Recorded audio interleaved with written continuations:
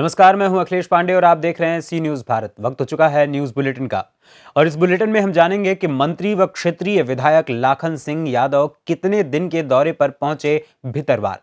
इसके साथ ही बिजनौर की नहटौर विधानसभा क्षेत्र से कौन होंगे सपा रालोद गठबंधन के प्रत्याशी। साथ ही साथ जानेंगे कि जगत गुरु परमहंस आचार्य ने स्वामी प्रसाद मौर्य को क्या कहा। तो आइए इन खबरों पर चर्चा करें विस्तार से। पूर्व मंत्री और क्षेत्रीय विधायक लाखन सिंह यादव 2 दिवसीय दौरे पर भितरवार पहुंचे, जहां आधा दर्जन से ज्यादा गांव का उन्होंने दौरा किया। किसानों ने यूरिया खाद न मिलने का पूर्व मंत्री के सामने अपना दुखड़ा भी बताया। वहीं पूर्व मंत्री ने किसानों को आश्वासन देते हुए कहा कि वो खाद के लिए वरिष्ठ अधिकारियों से चर्चा करके खाद की समस्या को हल करने का प्रयास करेंगे। पूर्व मंत्री के साथ भितरवार ब्लॉक अध्यक्ष मन्नू यादव, चिनौर ब्लॉक अध्यक्ष दौलत सिंह कुशवाहा, मंडल अध्यक्ष मान खान सहित सैकड़ों कार्यकर्ता उपस्थित रहे। भितरवार से सीनियर संवाददाता हिमांशु सिंह की रिपोर्ट।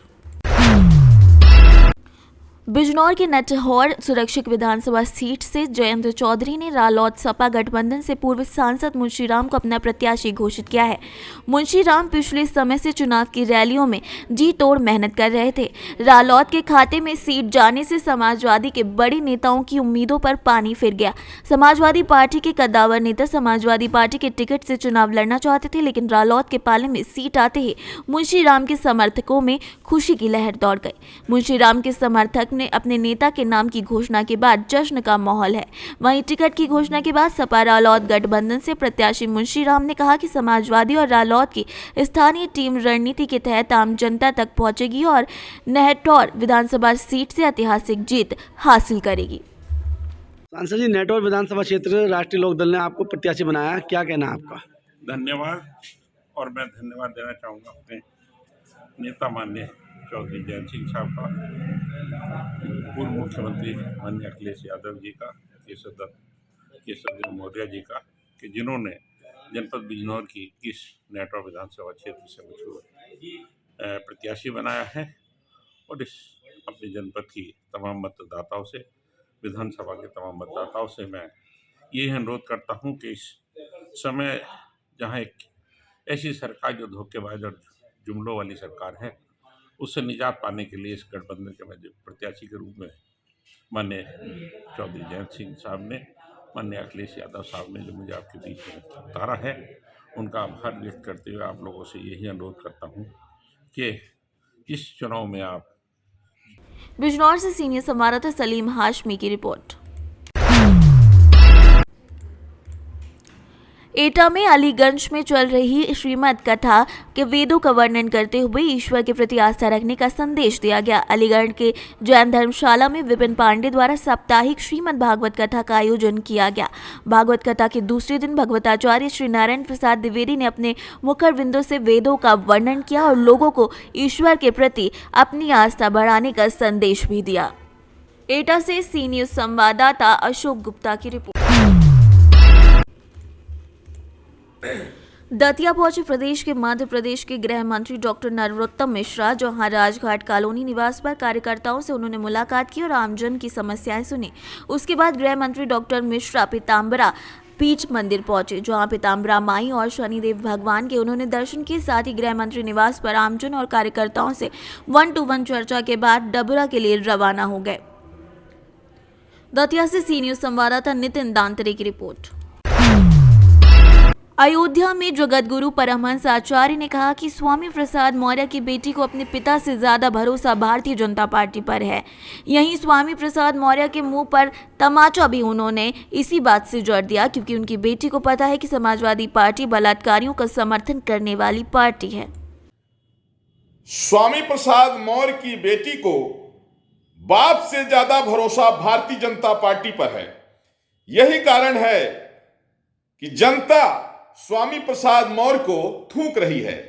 यह स्वामी प्रसाद मौर्य के लिए मुंह पर तमाचा नहीं बल्कि जूता है, क्योंकि स्वामी प्रसाद मौर्य भाजपा तो छोड़ दिए हैं, लेकिन उनकी बेटी भाजपा नहीं छोड़ी है, क्योंकि उनकी बेटी को मालूम है कि समाजवादी पार्टी गुंडों की पार्टी है, राम विरोधियों की पार्टी है, राम भक्तों के हत्यारों की पार्टी है और बलात्कारियों का समर्थन करने वाली। अयोध्या से सीनियर संवाददाता विपिन की रिपोर्ट।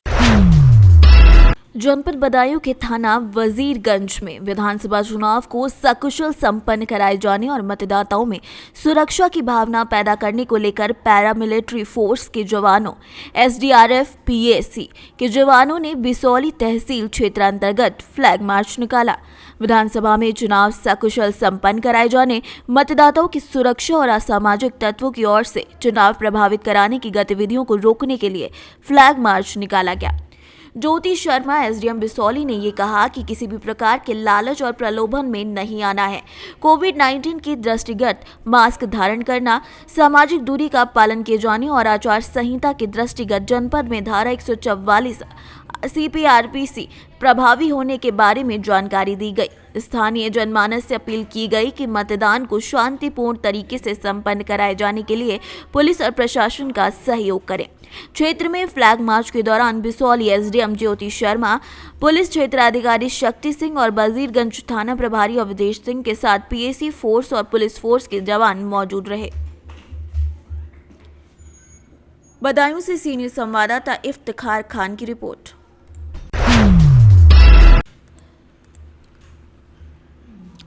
ग्वालियर से झांसी की ओर जा रहा गौवंश से भरा हुआ ट्रक गौ सेवकों ने पकड़ लिया।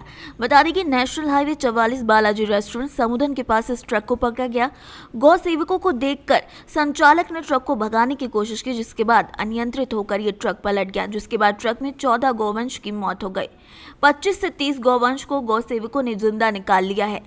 सिटी थाने के सब इंस्पेक्टर संजू सिंह यादव ने अपने दल बल के साथ मौके पर पहुंचकर घटना का जायजा लिया है। ये पूरा मामला डबरा सिटी थाना क्षेत्र का बताया जा रहा है।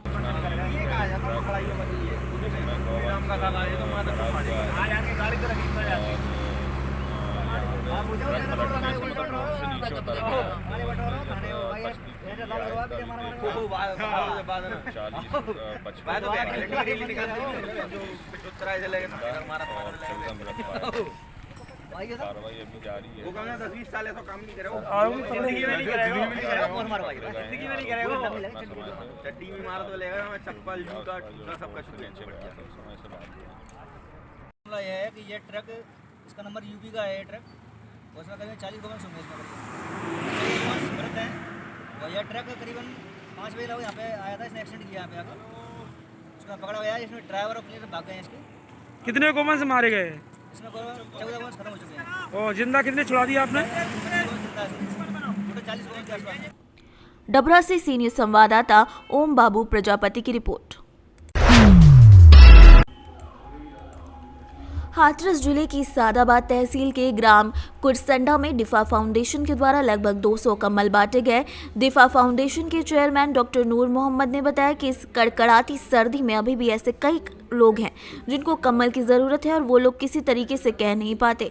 डिफा फाउंडेशन ने इस कड़कड़ाती सर्दी में कुरसंडा में जाकर कम्बलों का वितरण किया गया। इस संस्था की तरफ से डॉक्टर नूर मोहम्मद, एडवोकेट शैलेंद्र नगाइच, राम सेवक अग्रवाल जी के द्वारा कई लोगों ने जगह जगह घूमकर इस काम को अंजाम दिया। इस हॉल में उपस्थित हमारी माताएं, बहनें, बुजुर्ग हैं, सभी को मेरा नमस्कार।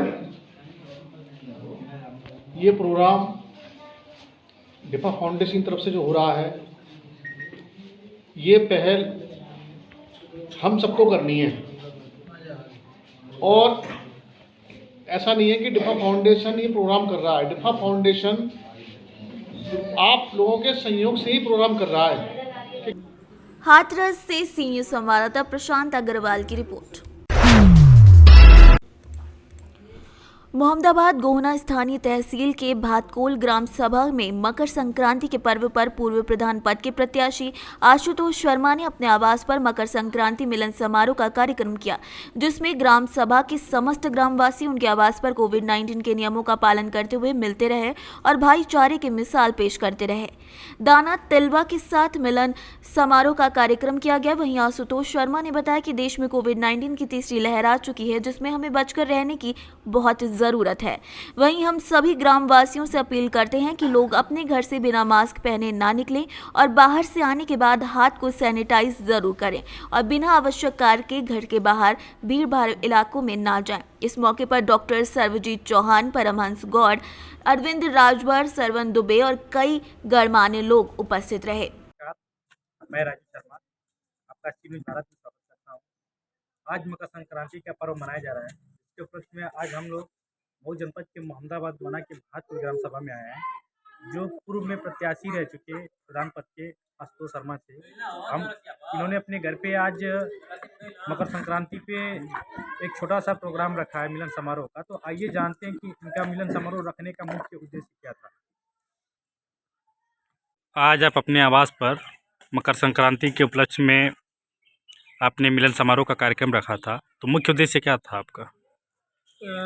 हमारा नाम आशुतोष शर्मा है। मैं ग्राम सभा भातपुर से पूर्व प्रत्याशी रह चुका हूँ। तो मेरे यहाँ मैं चूँकि प्रत्याशी रह चुका हूँ, समाज के अंदर रहता हूँ, समाज के बीच रहता हूँ, तो ग्राम सभा से मेरा लगाव है, जुड़ाव है।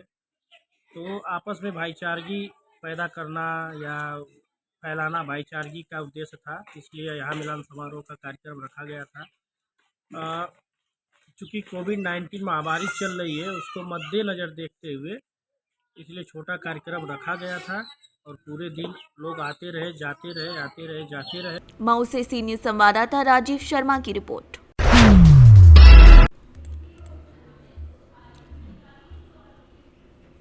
झारखंड सरकार एवं मंत्री सत्यानंद भोक्ता के द्वारा बीएस सूत्री कमेटी के गठन में अनियमितता बरतने से राजद पार्टी के लावालौंग के प्रखंड अध्यक्ष और राजद के युवा मोर्चा प्रखंड अध्यक्ष विरोध प्रदर्शन कर रहे हैं और नाराजगी जताते हुए वो लोग कह रहे हैं कि किसी अन्य पार्टी से कुछ महीने पहले आए उन्हें तवज्जो दिया गया, लेकिन कई सालों से पार्टी का काम निस्वार्थ भाव से हम करते आ रहे हैं, उन्हें दरकिनार किया जा रहा है।